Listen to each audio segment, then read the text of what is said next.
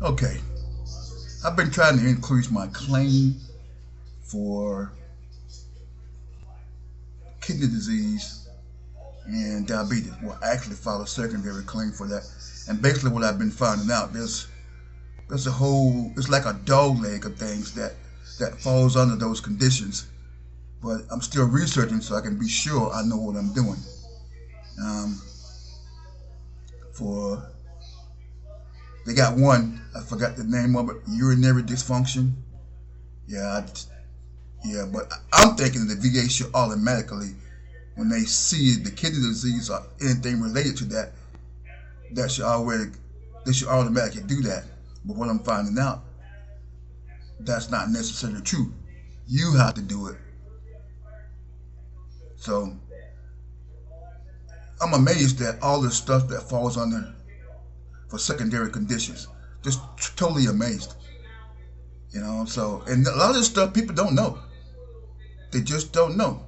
So when people get at 100%, they just think, "Oh, I'm gonna have 100%. I'm not gonna do anything. That's all I can do." No, no, that's not true. That's not true.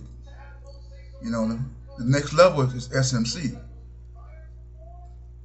special monthly compensation. Let me say that again. Special monthly compensation. Yes, and those are designated by letters. I say again, those are designated by letters. So just say you got 100%, and then you got another rating at 60% or higher. Okay, you might qualify for monthly compensation. Yes, you might qualify for monthly compensation. If you have, let's take a look at compensation S, for example.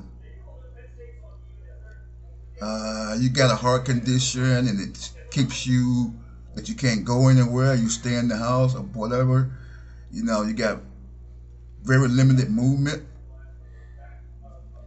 To me, that falls on the S. That's homebound.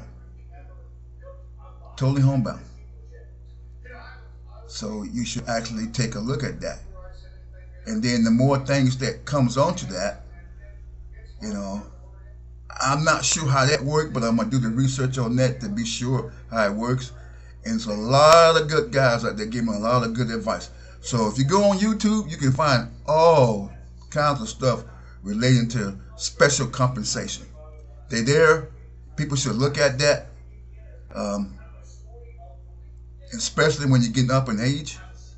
You should always take a look at what you are entitled to, and then you just actually put in for it. Lately, I didn't have a choice but had to file stuff that I missed years ago. I was already been treated for it, but I didn't know it was a secondary condition. No, I didn't know.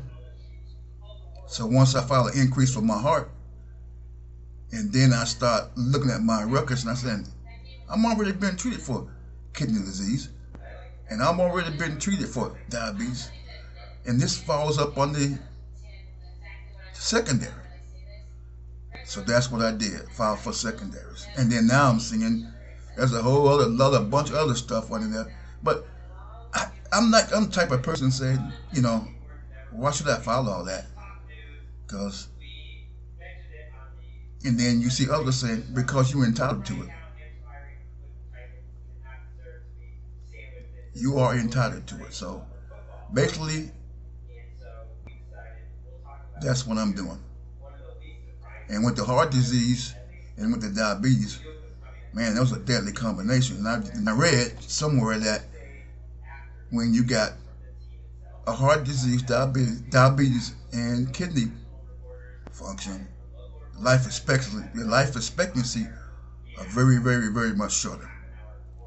So yes, that's why I'm trying to do the best that I can to make sure I'm getting taken care of.